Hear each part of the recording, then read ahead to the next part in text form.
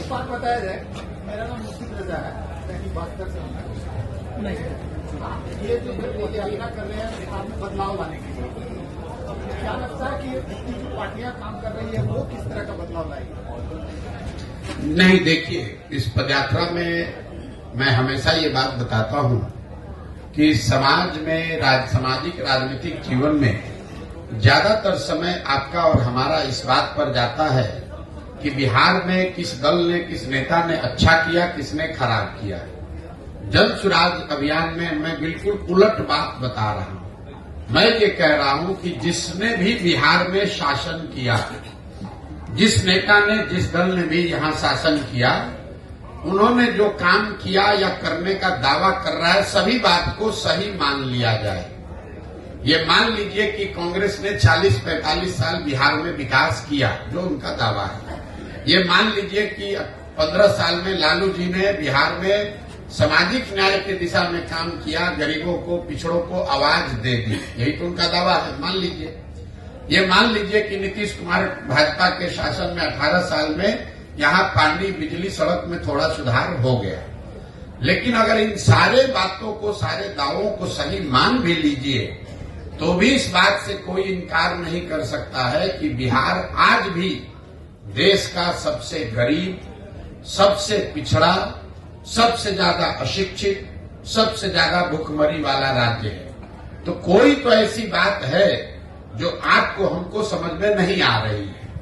हम 1965 में भी 28वें नंबर पर थे, 1990 में भी 28वें पर थे और 2023 में भी 28वें नंबर पर ही है। जब देश आजाद हुआ तो बिहार देश के 5-6 सबसे अच्छे राज्यों में था। तमिलनाडु और बिहार बराबर के राज्य थे। आज बिहार 28वें नंबर पर है। तमिलनाडु बिहार से 6 गुना बड़ा राज्य बन गया। आज आपके बच्चे जाकर तमिलनाडु में नौकरी मजदूरी कर रहे हैं। कुछ तो ऐसी बात है, क्योंकि तमिलनाडु में भी वही देश का कानून, संविधान है जो बिहार में है। वहां पर भी ये नहीं कोई दावा कर सकता है कि तमिलनाडु में सब नेता हरिश्चंद्र है, वहां भ्रष्टाचार नहीं है। कोई ये दावा नहीं कर सकता है कि केरल में, महाराष्ट्र में, कर्नाटक में जाति नहीं है। इन सब के बावजूद वहां तरक्की हुई है, कम हो या ज्यादा, तरक्की हुई है। बिहार एक ऐसा राज्य है जो पीछे चलता जा रहा है। तो कहीं न कहीं आपको, हमको बिहार के शहरी होने के नाते ये सोचने और समझने की जरूरत है कि ऐसी क्या बात है जो कि बिहार में हम लोग आगे जाने के बजाय पीछे जा रहे हैं। और मेरी जो अपनी समझ है, जो मैंने आपको बताया, इसकी वजह दलों और नेताओं में नहीं है, समाज में है। जब आपको, हमको अपने बच्चों की चिंता नहीं है तो कोई दल और नेता आपकी और हमारी चिंता क्यों करेगा? आप मोदी जी को देखिए। मोदी जी देश के प्रधानमंत्री हैं। वो गुजरात के भी प्रधानमंत्री हैं, बंगाल के भी प्रधानमंत्री हैं और बिहार के भी प्रधानमंत्री हैं। जब मोदी जी कल परसों बंगाल गए, वहां पर उन्होंने मेट्रो का उद्घाटन किया।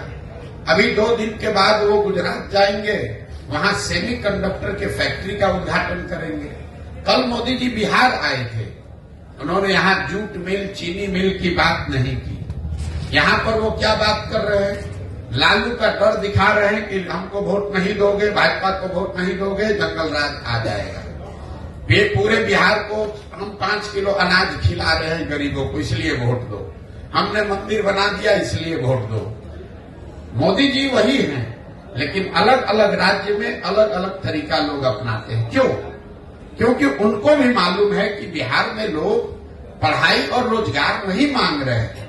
बिहार में लोग 5 किलो अनाज मांग रहे हैं, हिंदू मुसलमान मांग रहे हैं, जाति मांग रहे हैं। तो आपको जातिगत जनगणना मिला। जो चीज आप लोकतंत्र में मांगेंगे वही तो मिलेगा। हम लोग इस पर चिंता करते हैं कि वोट किसको दिया जाए। मेरी अपनी 20 वर्ष की समझ है कि किसको आप वोट देते हैं ये जरूरी नहीं है।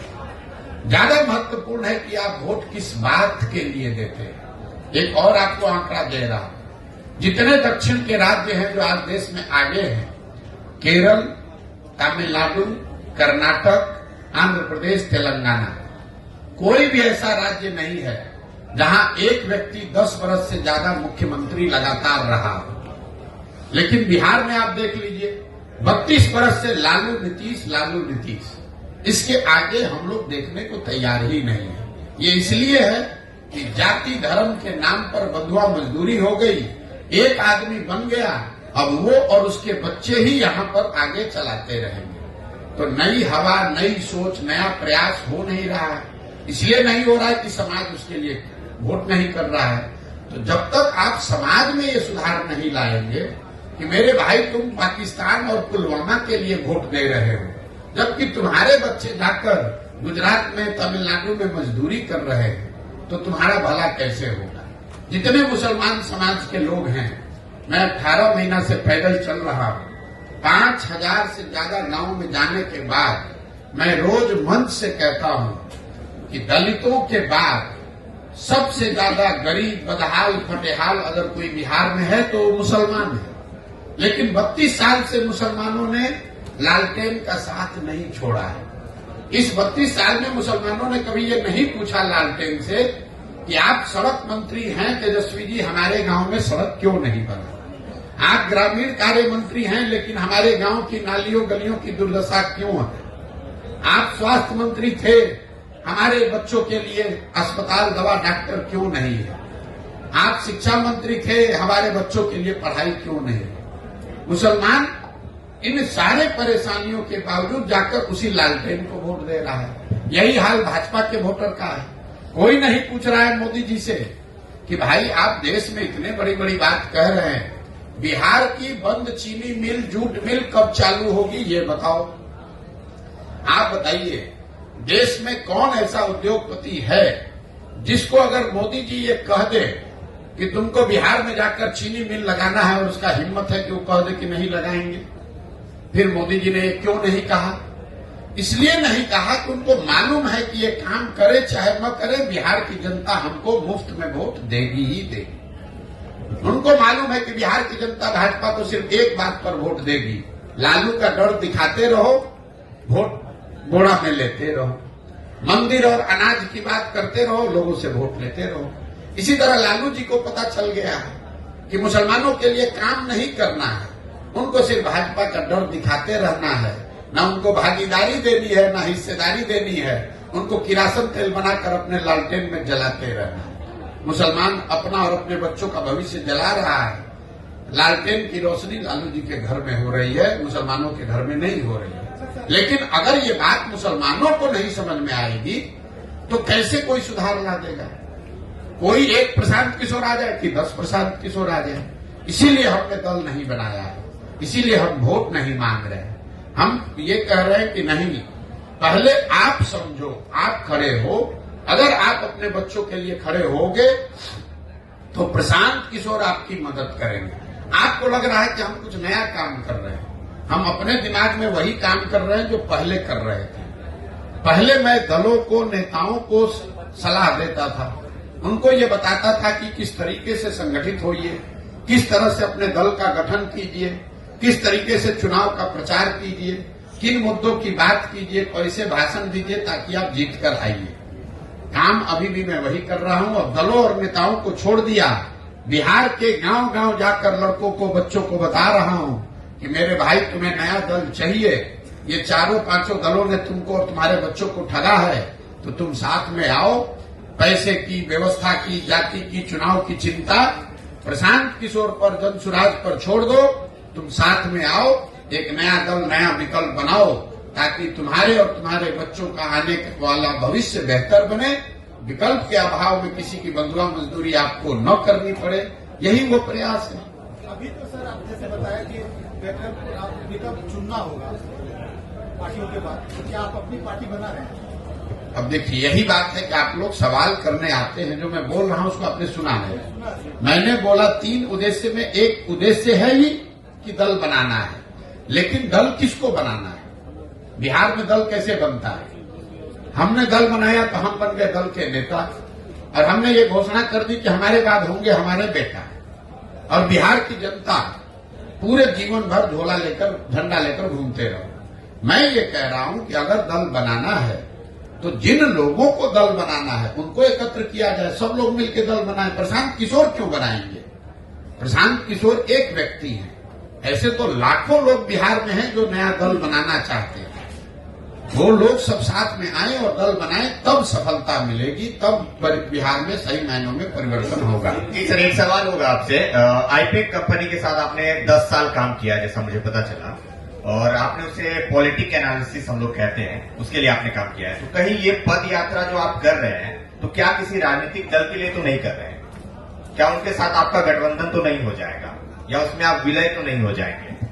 आप अभी नए लड़के हैं, ज्यादा दिन पत्रकारिता का अनुभव आपको नहीं है। पहले बात तो आईपैक कोई कंपनी हमारी है नहीं। आईपैक एक व्यवस्था इस देश में चुनाव प्रबंधन का हमने खड़ा किया 10 बरस में, जिसमें हजारों वो बच्चे जो राजनीति में दलों को ज्वाइन किए बगैर राजनीति में अपनी भूमिका चुनाव में दे सकते हैं, उनके लिए वो प्लेटफॉर्म था। उस काम को 2021 को 2 मई 2021 को सार्वजनिक तौर पर देश के मीडिया के सामने हमने कहा कि अब इस काम को हम छोड़ रहे हैं, और छोड़ने के बाद 2 बरस से बिहार में गांव-गांव में घूम रहे हैं। आपको अभी आप छोटा मोटा कुछ पत्रकारिता करते होंगे, हम आपको 2-4 लाख रुपया देते हैं, जितना पैसा कहोगे उतना देंगे। 10 दिन खाली पैदल चल के दिखा दो, कह रहे हो कि दूसरे पार्टी के लिए कर रहे हैं। 10 दिन 20-20 किलोमीटर चल के खाली तुम दिखा दो, अब पैसा जो कहोगे कैमरे पर कह रहे हैं, जितना पैसा कहोगे उतना देंगे मजदूरी तुमको। हम कह रहे हैं पैसे की बात नहीं, हम आपके साथ चलने को तैयार हैं। आप हमारे साथ मत चलिए। आप ऐसे जो लोग ये कह रहे हैं कि दूसरे दल के लिए काम कर रहे हैं, तो जो दल हमको हायर किया है काम करने के लिए, हमको इंगेज किया है, आपको लगता है कि इतना पैसा कोई दे सकता है कि हम अपना जीवन खपा देंगे पैदल चलने में? यही आपकी समझ है? मतलब हमारी यहाँ देश में किसी के पास इतना पैसा है कि हमको अपना जीवन खपाने के लिए, कभी आपने सुना है कि कोई 2 बरस अपना घर परिवार छोड़कर टेंट में धूल फाक रहे हैं और आप कह रहे हैं कि कोई दल का काम कर रहे हैं? वो दल वाला अपने एसी से नहीं निकल रहा है और हम उसके लिए गांव-गांव में धूल फाकेंगे? हम 10 बरस 1-2 राज्य में नहीं 10 राज्य में मुख्यमंत्री बनाए हैं, कहीं आज तक रोड पर चलने की जरूरत है? उसके लिए हमको कंप्यूटर लेके अपने एसी कमरा में बैठेंगे, वहां से उसको न बोलेंगे कि तुम जाओ रोड पर, हम काहे के लिए जाएंगे भाई? जनता के लिए आप इसका मतलब रोड पे कभी आना नहीं चाहेंगे? तो सर रोड पे जो आप आए हैं, बैठो अभी क्या करते हो? बैठो। ज्यादा जब पत्रकारिता करने आए हैं ना, थोड़ा विषय और सवाल की गंभीरता बनाकर रखिए। जबरदस्ती का बहुत ज्यादा बोलने से विद्वता नहीं छलकती है। हम क्या कर रहे हैं अभी आपको समझने में थोड़ा समय लगेगा, लेकिन आपको इतना ही कहेंगे कि जो हम कह रहे हैं उसको मत सुनिए, जो कर रहे हैं उसको देखिए। अगर आप ही की इतनी समझ होती, अगर 2011 में तुम्हें कहते कि हम देश में चुनाव प्रबंधन का कोई चीज खड़ा कर रहे हैं, जहां बड़ा बड़ा दल और नेता हमारे पास आएगा सलाह लेने की चुनाव कैसे लड़ा जाता है, तो तुम्हारे जैसा आदमी उस समय कहता भैया ऐसा कभी हो सकता है? कभी हो सकता है ऐसा? ठीक है सर, मेरा नाम अमरेंद्र है, मैं आज तक से जुड़ा हुआ हूं। मेरा कोई सवाल नहीं है, इसलिए सवाल नहीं है कि पहले तो पक्ष से सवाल होता था, अब विपक्ष से सवाल होता है। न तो अब पक्ष है न विपक्ष है, इसलिए मेरी एक राय है। जिस तरह से आप ग्रामीण स्तर पर पंचायत दर पंचायत भ्रमण करते हैं, तो मेरी अपनी राय है कि आजकल राजनीति किसान पर ज्यादा फोकस हो रहा है, तो क्यों नहीं जन सुराज जो है, जिस तरह से पूरे देश में चैम्बर ऑफ कॉमर्स है, उसी तरह से पंचायत स्तर पर हम चैम्बर ऑफ फार्मर्स का भी गठन करें, बाद में स्टेट लेवल पर करें, ताकि ये सुनिश्चित हो अगर बीज का कीमत चैम्बर ऑफ कॉमर्स तय करे तो फिर अनाज का कीमत चैम्बर ऑफ फार्मर्स तय करेगा। एक ये मेरा सुझाव है। दूसरी बात एक जानना ये चाहते हैं कि जो अभी जो राजनीति में चुनाव में जाति जनगणना बहुत ज्यादा फोकस हो गया है, तो आपकी नजर में ये जाति जनगणना क्या ये सिर्फ पॉलिटिकल बेनिफिट है या फिर जन जन का इसमें फायदा है? देखिए, पहली बात आपको बता दें, जो आपने सुझाव दिया उसके लिए धन्यवाद, लेकिन जो लोग आप लोग बिहार में रहते हैं, अगर इस विषय को गंभीरता से समझना चाहते हैं तो अपने आप से ये सवाल पूछिए कि बिहार में किसानों की इतनी बदहाली के बावजूद पिछले 70-75 साल में कोई किसान का नेता, कोई किसान का आंदोलन क्यों नहीं हुआ? इसलिए नहीं हुआ कि बिहार में किसानों की संख्या, विशुद्ध किसानों की संख्या बहुत कम है। जो लोग किसान हैं, जो जमीन के मालिक हैं, वो खेती किसानी नहीं कर रहे हैं, वो रेंट पर अपनी जमीन को दे रहे हैं। उनको किसानों के मुद्दों से बहुत सरोकार नहीं है। उनको जो बटाई का पैसा मिलता है वो एक तरीके से लैंड के ओनर हैं जो उससे रेंट लेते हैं। और जो आदमी एक्चुअली में किसानी कर रहा है वो किसान वो भी नहीं है, क्योंकि उसकी जमीन नहीं है, वो मजदूर है। वो रेंट पर लेकर जमीन पर खेती कर रहा है। बिहार में 95% जो किसान है वो 2 बीघा से कम का मालिक है। तो उसकी जो खेती है वो खाने वाली खेती है, कमाने वाली खेती नहीं है। गांव देहात में आप सुनते होंगे लोग कहते हैं कि भैया रोपनी करने आए हैं, कटिया करने आए हैं, कमाने के लिए इसके बाद लुधियाना जाएंगे, पंजाब जाएंगे, कोयम्बटूर जाएंगे। क्यों ऐसा लोग कहते हैं? क्योंकि खेती यहाँ के लोगों की समझ में, नजर में खाने का जरिया है। अपने और अपने बच्चों के लिए खाने की सुनिश्चितता हो जाए। खेती आमदनी का जरिया बिहार के लोगों के लिए नहीं है। इस बात की गंभीरता और इसकी गहराई को आप समझिएगा। गहराई में जाकर तब आपको पता चलेगा कि बिहार में इतना बड़ा इकोनॉमी रूरल और एग्रीकल्चर आधारित होने के बाद भी जहां आज तक सहकारिता के क्षेत्र में कुछ काम नहीं हुआ, आज तक यहां पर फार्मर्स एसोसिएशंस नहीं बने, आज तक यहां किसानों के लिए कोई बीज और फसल के बेचने की व्यवस्था सरकारी या गैर सरकारी नहीं बनाई गई, और किसान यहां हर साल अपने फसल को 30-40% कम दाम पर बेचकर भी आंदोलित क्यों नहीं होता है? अभी आप देख रहे हैं कि देश में किसानों का आंदोलन चल रहा है। वो कौन किसान है? वो पंजाब के किसान हैं, हरियाणा के किसान हैं, जिन्होंने अपना धान सरकारी मंडियों में पंजाब में 2100 रुपया में बेचा है। पूरे बिहार में किसानों ने धान बेचा है 1600 में, 1700 में, लेकिन बिहार का एक भी आदमी किसान दिल्ली आंदोलन में नहीं गया है, क्योंकि यहाँ पर विशुद्ध किसान बचे ही नहीं हैं। लोग खेती से, किसानी से अपने जीवन को बेहतर बनाने का रास्ता नहीं देखते हैं। वो खेती को खाने का जरिया मानते हैं और इस तलाश में, इस अवसर में बैठे हैं कि कोई नौकरी मिल जाए, कोई धंधा मिल जाए कि खेती से जान छूटे, 1 बीघा जमीन भी है तो उसको बटाई पर दे, गांव छोड़कर भागे। इसलिए किसानों की समस्या यहाँ बहुत बड़ी है। इसको नए सिरे से सोचने, समझने और सुधारने की जरूरत है। दूसरा जो आपने सवाल किया, और इसीलिए जन सुराज का एक उद्देश्य है कि हर पंचायत में, मैंने जो कहा, आपने शायद आप लेट से आए, कि हर पंचायत में यहाँ की खेती को खाने वाली खेती से कमाने वाली खेती कैसे बनाया जाए, इसका एक योजना बनाया जा रहा है। कि भाई आप धान की खेती करते हैं, इसके बजाय आप लहसुन की खेती करें, और करने के लिए सरकार आपको क्या मदद करे ताकि आपको आमदनी हो उससे। दूसरा जो आपने सवाल किया जातिगत जनगणना का, पिछले 1 साल से हम पैदल चल रहे हैं और हर जगह ये सवाल पूछा जाता है। देखिए, जातिगत जनगणना होने में कोई दिक्कत नहीं, उससे कोई नुकसान नहीं है। पहली बात तो जो बिहार में हुआ वो जनगणना है ही नहीं, वो सर्वे है। जनगणना तो केंद्र सरकार का मामला है।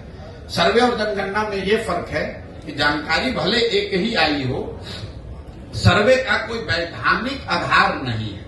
मान लीजिए कि बिहार के आर्थिक सर्वे, बिहार के जातीय सर्वे में दलितों की संख्या 18% आई और जनगणना में 17.5 या 16 आ गई, तो आधिकारिक तौर पर संख्या वही मानी जाएगी जो जनगणना में है। दूसरी बात, जनगणना लोगों ने क्यों कराया, इसका क्या फायदा, नफा, नुकसान है? जनगणना होने में कोई दिक्कत नहीं है, क्योंकि समाज के अलग अलग जाति, समूह, वर्गों की बारे में आपको बेहतर जानकारी मिली। लेकिन सिर्फ जानकारी मिल जाने मात्र से उसकी दशा नहीं सुधरेगी। बिहार में प्रति व्यक्ति आय 35,000 रुपया है, देश में 1,35,000 है। ये जानकारी तो आपको पहले से है, तो क्या इससे बिहार के लोगों की आमदनी बढ़ जाएगी? बिहार में सिर्फ 5% लोग ही कॉलेज तक पहुंच पा रहे हैं, ये जानकारी तो आपके पास है। तो क्या इससे लोगों की शिक्षा की स्थिति सुधर जाएगी? सिर्फ ये ऐसे हुआ कि कोई पुस्तकालय है, लाइब्रेरी है, वहां आप गए, वहां पर सारे पुस्तकें हैं, उससे तो आप पढ़ लिखकर विद्वान नहीं हो जाइएगा। उस पुस्तक को पढ़ना भी पड़ेगा और आप में वो क्षमता भी होनी चाहिए। जो यहाँ पर जातीय सर्वे कराया गया वो नीतीश कुमार का एक प्रयास था कि इसका राजनीतिकरण करके एक बार समाज को फिर बांटकर इसका राजनीतिक लाभ उठाया जाए। मैं पहले दिन से कह रहा हूं कि इसका कोई राजनीतिक लाभ नहीं मिलेगा और इसका प्रमाण ये है कि जो नीतीश कुमार जातिगत सर्वे के आधार पर चुनाव लड़ने प्रधानमंत्री बनने गए थे वही भागकर जाकर भाजपा में शामिल हो गए। तो अगर जातिगत सर्वे का चुनावी फायदा होता तो नीतीश बाबू भागकर भाजपा में क्यों जाते? इसका कोई चुनावी फायदा नहीं है। एक और जो महत्वपूर्ण बात है जातिगत सर्वे, सबसे महत्वपूर्ण बात, जातिगत सर्वे जो बिहार में आया वो आपको क्या दिखाता है? जिन जाति समूहों के वंचित होने, पिछड़ा होने की बात पिछले 40-50 साल में कही जा रही है, उन जातिगत समूहों की आर्थिक, सामाजिक, शैक्षणिक स्थिति में कोई सुधार नहीं हुआ है। ये नीतीश लालू जी ने जमीन पर पड़े हुए कीचड़ को अपने मुंह में लगा लिया। अब सवाल ये होना चाहिए कि भाई 30-32 साल से जिन जाति समूहों के नाम पर आप राजनीति किए, जिनको बल देने, आवाज देने, शिक्षा, रिजर्वेशन देने के नाम पर आप गद्दी पर बैठे, उनकी स्थिति तो बदली नहीं।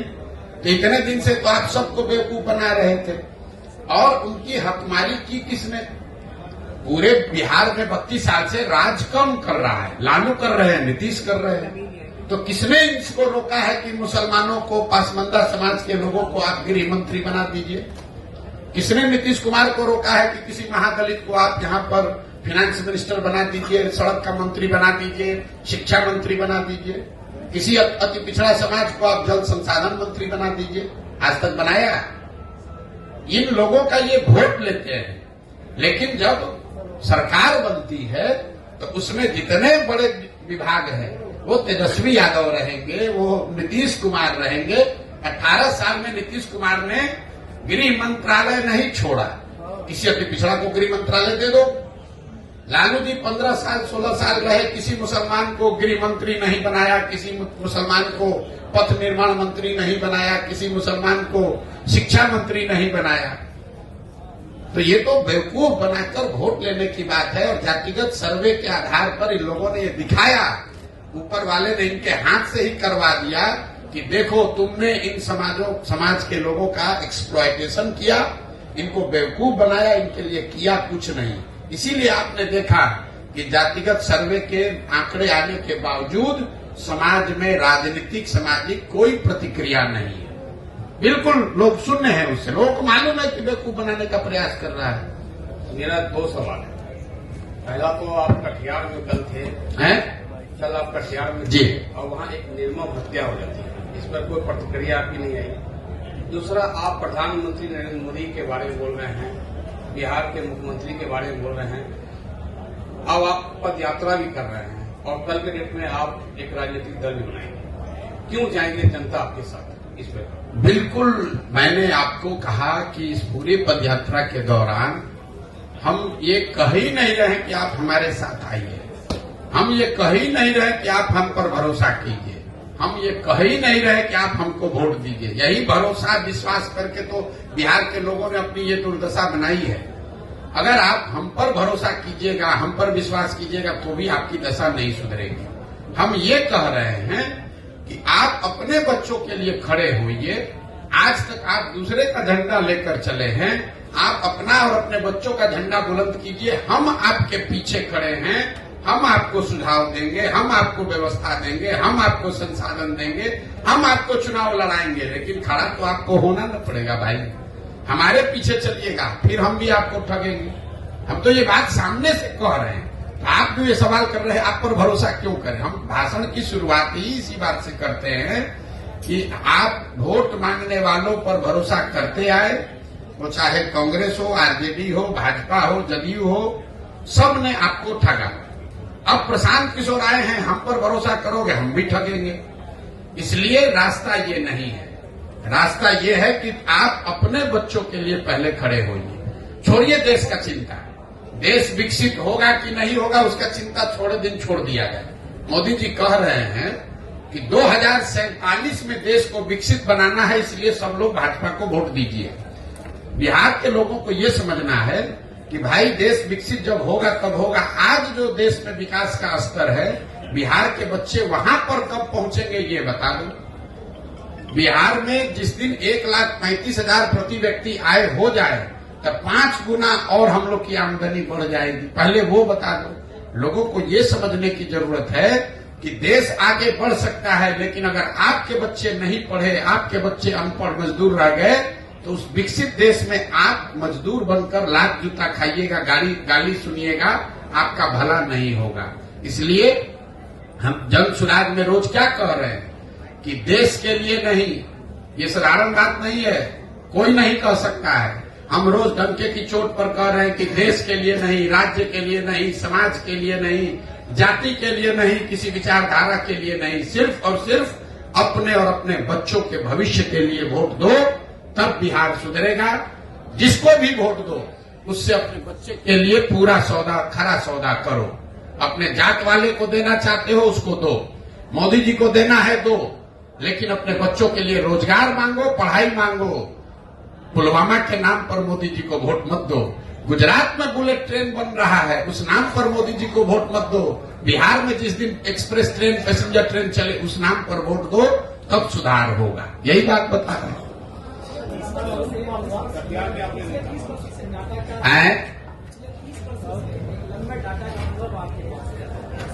किसका अनुभव है? डेटा का। अच्छा,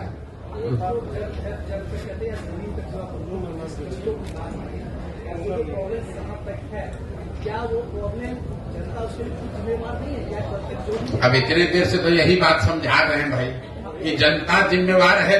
जनता जिम्मेवार है ऐसा तो नहीं मानूंगा। मैं ये कह रहा हूं कि जो आपकी स्थिति है, अगर आप 500 रुपया लेकर मुखिया के चुनाव में वोट देंगे, विधायक को वोट देंगे, तो वो मुखिया और वो विधायक, उससे आप ईमानदारी की अपेक्षा नहीं रख सकते हैं।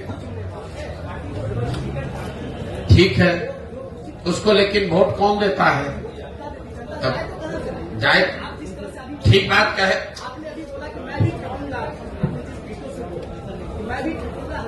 सवाल क्या है भैया वो पूछ लो। भाषण मत दीजिए, सवाल पूछो।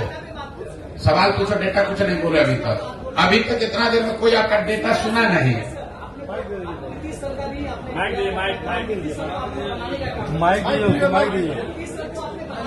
अरे माइक लेके बोलो ना आराम से भैया। सवाल क्या है पूछो। डेटा का जो अनुभव आपके पास है हर चीज का, कहाँ जनता के पास क्या प्रॉब्लम है, कौन क्या चाह रहा है, कौन क्या कर रहा है, ये बहुत बड़ा एनालिसिस है। और जो एनालिसिस पे ही हम कुछ कर सकते हैं। और आप अभी बोल रहे थे नीतीश सरकार का भी आपने डेटा दिया, और नीतीश सरकार में कहीं न कहीं जो बनी पिछले बार उसमें आपका बहुत बड़ा योगदान है। और ये अचानक ये बदलाव कि आप खुद मैदान में आ गए, बिहार में पदयात्रा शुरू कर दी और लोगों को अलग जगाना शुरू कर दिए, एक बड़ा बदलाव चाहिए यदि आप उससे निकलना चाहो। बच्चों की क्या है? मैं चाह रहा हूँ ये जो चेंज की बातें आप कह रहे हैं, बता रहे हैं निकट भविष्य में जो चुनाव होने वाला है उसकी एक बड़ी तैयारी हर कोई कर रहा है। उसका एक पार्ट आप भी हो सकते हैं या हर मोदी जी भी, हर कोई एक पार्ट है। बट सवाल क्या है? ये आपकी बार पूछ रहा हूँ, सवाल क्या है? ये आपकी क्या ऑथेंटिटी है निकट भविष्य में जो लोग बदल जाएंगे, जो बड़े बदलाव के लिए आप निकल चुके हैं पूरे बिहार में, इसे क्या लग रहा है कितना परसेंटेज लोग बदलेंगे आपके इस पदयात्रा से? मेरे भाई, हमारे पास कोई थर्मामीटर है नहीं कि हम ऐसे लगाएं और बता दें कि कितना परसेंट आदमी बदल रहा है, कितना परसेंट आदमी नहीं बदल रहा है। हमारा काम है कि जिस विश्वास से, जिस विचारधारा को लेकर, जिस सोच को लेकर हम चले हैं, उसको ईमानदारी और शुद्धता से हम करें। हमारा वो काम हम कर रहे हैं। अब ये समाज पर है कि इसको देखे, जांचे, सवाल करे, मूल्यांकन करे। उसको अगर सही लगे तो इससे जुड़ेगा, नहीं सही लगेगा तो नहीं जुड़ेगा। आप भैया सवाल अभी कुछ पूछ रहे थे, कुछ पे आ गए। मेरे भाई ऐसा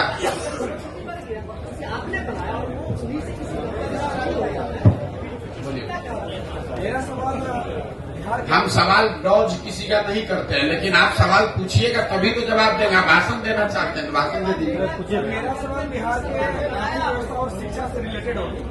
सवाल कुछ ये जानते हैं कि आप एक रणनीति सवाल को बनाया है, तो सर बिहार के पद यात्रा से पहले जब भी आपने कई सरकारों को हेल्प किया, रणनीति बनाई, तो उसमें आप इन सब चीजों को क्या उन्हें नहीं बताते थे या आने का मकसद क्या था? देखिए, अब इन्होंने कहा, इनका सवाल है कि आप क्या पहले की सरकारों को ये इस तरह के मुद्दे नहीं बताए हैं जिनको कि आप मदद करते थे। और एक सवाल है 2015, एक सवाल एक ही आदमी पूछो भाई।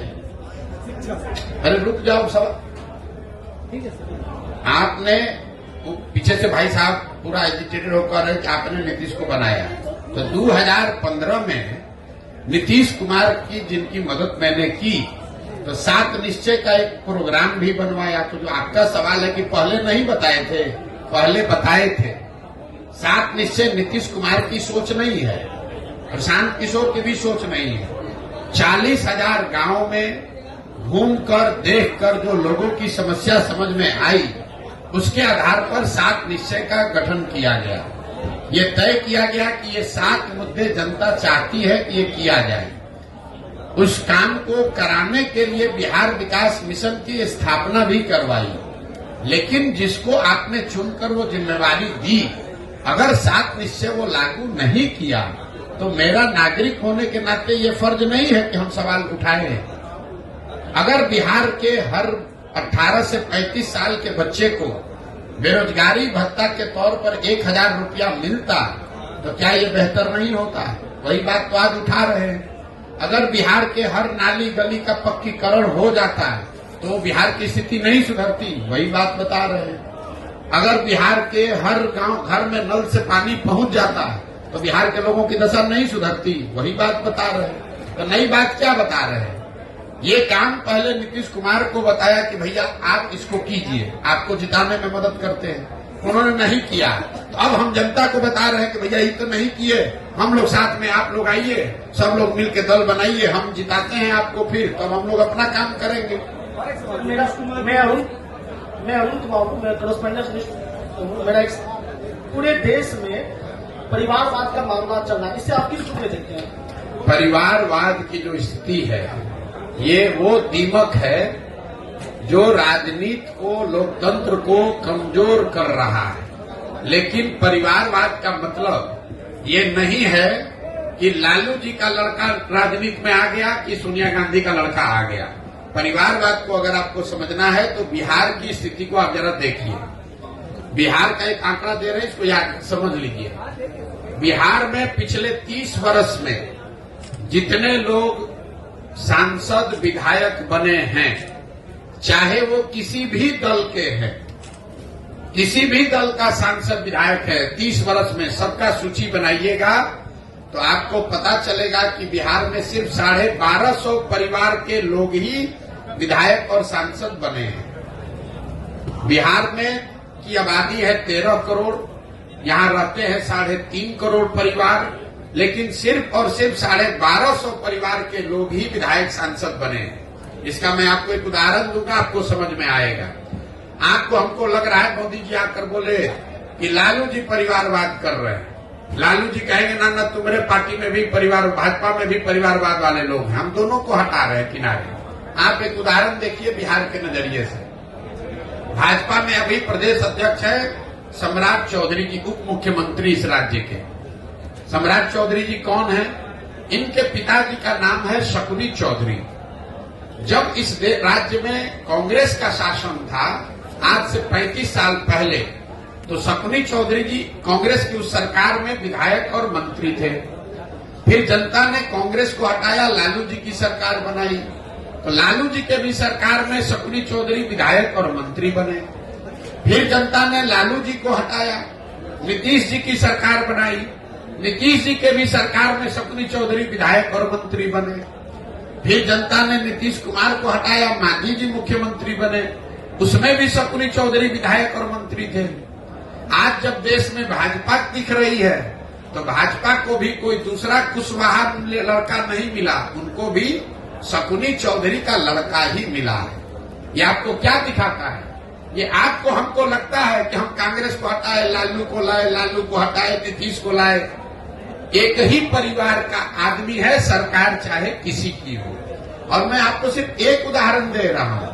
आप किसी भी बिहार के विधानसभा क्षेत्र को उठा लीजिए, किसी विधानसभा और लोकसभा क्षेत्र में पिछले 30 वर्ष में 4-5 से ज्यादा परिवार के लोग न चुनाव लड़े हैं, न जीते हैं, न हारे हैं। तो जब तक इस व्यवस्था को नहीं बदला जाएगा कि विधायक का लड़का विधायक बने, मंत्री का लड़का मंत्री बने, तब तक सुधार नहीं होगा। आप इसको समझिए। अगर सुनील गावस्कर का लड़का ही क्रिकेट खाली खेलता तो हमने अपने सचिन तेंदुलकर को कहां देखा होता। अगर सचिन तेंदुलकर का लड़का ही टीम में रहेगा तो विराट कोहली कहां से आएंगे। अगर विराट कोहली ही खाली रहेंगे, उनका लड़का रहेगा, तो सूर्य कुमार यादव कहां से आएंगे। ये लोकतंत्र इसलिए बना हुआ है कि जिसमें भी क्षमता है वो आगे आए, समाज का नेतृत्व करे। बिहार में राजनीतिक बंधुआ मजदूरी ने लोकतंत्र को ही करीब करीब खत्म कर दिया है। 1000-1200 परिवार के लोगों ने जाति धर्म के नाम पर, पैसे और बाहुबल के नाम पर पूरी व्यवस्था को हाईजैक कर लिया है। किसी की सरकार बने, वही आदमी विधायक मंत्री बन जाता है। फिर आप और हम कह रहे हैं कि बिहार में परिवर्तन नहीं हो रहा है। अब शकुनी चौधरी अगर 30 वर्ष में कांग्रेस के राज में, लालू जी के राज में, नीतीश के राज में सुधार नहीं कर पाए, तो अभी भाजपा के साथ जुड़कर कैसे सुधार कर देंगे। ये बात समझने की जरूरत है। इसलिए जनसुराज में नीचे से वैसे लोगों को खड़ा किया जा रहा है जिनके बाबूजी विधायक नहीं है तो कोई बात नहीं है, आपके पास पैसा नहीं है तो कोई बात नहीं है, आपके पास अगर समाज की समझ है, आप में जज्बा है, नियत है, बिहार को सुधारने की मंशा है, तो आप जनसुराज से जुड़िए। बाकी चिंता जनसुराज आपके बिहार में करेगा। बहुत बहुत धन्यवाद भैया, खत्म कीजिए, मेरे दिन बचल था। Last question sir. मेरा नाम फैसल कलीम है, मैं सीमांचल डायरी से हूँ। मेरा स्पेसिफिक सवाल है सीमांचल को लेकर, क्योंकि आपने बार बार अपने भाषणों में ये जिक्र किया है पलायन बिहार की एक बड़ी समस्या है, तो सीमांचल की भी एक बड़ी समस्या है। जब हमने इसको डिग किया तो इसमें सबसे बड़ा कारण हमें फ्लड नजर आता है। तो आपके पास कोई ऐसा रोड मैप है? देखिए, ऐसा है, फ्लड सिर्फ सीमांचल की समस्या नहीं है, कोसी में भी फ्लड की इतनी ही समस्या है। नेपाल से लगता हुआ पूरा जो एरिया है, सीतामढ़ी, शिवहर, वहां पर भी फ्लड की समस्या है। बिहार में 50% जो यहाँ के प्रखंड है वहां फ्लड की संभावना है, या वहां उसका फ्लड का डर है। पलायन बिहार में हमने देखा, जहां पर फ्लड आ रहा है, जहां नहीं आ रहा है, पलायन हर जगह। ऐसा नहीं है कि जिस प्रखंड में, जिले में बाढ़ नहीं आ रहा है वहां पर उद्योग धंधा चल रहा है, वहां से पलायन नहीं हो रहा है। फर्क इतना है कि जिन प्रखंडों से, जिलों से में बाढ़ आ रहा है वहां पर पलायन का स्तर 60-70% है। जहां पर बाढ़ नहीं आ रहा है वहां का पलायन 40-50% है। तो जल संसाधन को लेकर बिहार में एक नए समुचित होलिस्टिक प्रयास की जरूरत है, क्योंकि सिर्फ बाढ़ की समस्या नहीं है। 50% प्रखंड में बाढ़ है, करीब 25% प्रखंड में, बचे हुए 25% प्रखंड में जल जमाव की समस्या है। आप जब गोपालगंज से पैदल चलेंगे तो गोपालगंज, सिवान, छपरा, वैशाली, समस्तीपुर जो एरिया है, बीच मध्य बिहार जो है, इसमें कोई ऐसा पंचायत नहीं है जहां 2-4-5 हजार एकड़ जमीन में परमानेंट पानी न लगा हुआ है। इसी तरीके से 1/3 जमीन में सूखे की समस्या है। तो परेशानी यह है कि आधी जमीन में बाढ़ है और आधा जो जमीन ठीक है उसके आधे में या तो जल जमाव है या सूखा है। तो जब तक यहाँ जल प्रबंधन की व्यवस्था समुचित तरीके से ठीक नहीं की जाएगी, तब तक सिर्फ बांध लगाने से, बाढ़ रोकने से बात बनने वाली नहीं है। तो और एक चीज और आपको बता दें, आप लोग पत्रकार हैं, आपके लिए जानकारी का विषय है। बिहार में भ्रष्टाचार हर विभाग में है, लेकिन जल संसाधन से ज्यादा भ्रष्टाचार कहीं नहीं है। इसका प्रमाण क्या है, हम आपको बता देते हैं। यहां चाहे किसी गठबंधन की सरकार रहे, सारे विभागों का बंटवारा होता है। 2 विभाग ऐसे हैं जिसका मुख्यमंत्री रहता है वही रहता है। एक है होम विभाग, गृह विभाग, और दूसरा है जल संसाधन विभाग। ऐसा क्यों? रोड में चोरी कीजिएगा, कल होके हल्ला हो सकता है, आप पकड़ा सकते हैं। एकमात्र विभाग जल संसाधन है जिसमें जितना लूटना है लूट लीजिए और कागज पर लिख दीजिए कि बाढ़ आया सब बह गया। तो जो सत्ता में रहता है बिहार में जल संसाधन विभाग, आप इसको जाके पत्रकार के नाते देख लीजिएगा। नीतीश कुमार 18 साल से मुख्यमंत्री हैं, 9 अलग अलग गवर्नमेंट 9 तरीके के बनाए, लेकिन जल संसाधन विभाग किसी को नहीं दिया। लालू जी जब रहे वो सब विभाग बांट देंगे, जल संसाधन नहीं बांटेंगे। ये इसलिए कि ये दुधारू गाय है। हर साल बाढ़ लाने के नाम पर, बाढ़ से बचाने के नाम पर लोग लूट करते हैं और इस यही वजह है कि ये सुधार नहीं हो रहा सर, एमडीएम का क्या ख्याल है? बिहार एमडीएम है। नीतीश कुमार की राजनीति को किस तरह से देखते हैं? नीतीश कुमार जी की राजनीति को कैसे देखते हैं? नीतीश कुमार की राजनीति को इतना ही देखते हैं कि अब उनके राजनीतिक जीवन का ये अंतिम दौर चल रहा है।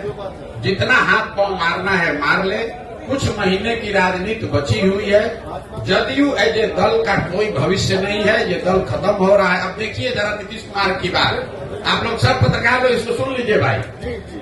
आपके हमारे मुख्यमंत्री गए हैं स्कॉटलैंड, याद रखिए स्कॉटलैंड गए हैं बिहार में इन्वेस्टमेंट लाने के लिए। स्कॉटलैंड में एक ही इंडस्ट्री है। स्कॉटलैंड 2 बातों के लिए, 3 बातों के लिए जाना जाता है। स्कॉच विस्की का नाम आप सुने होंगे।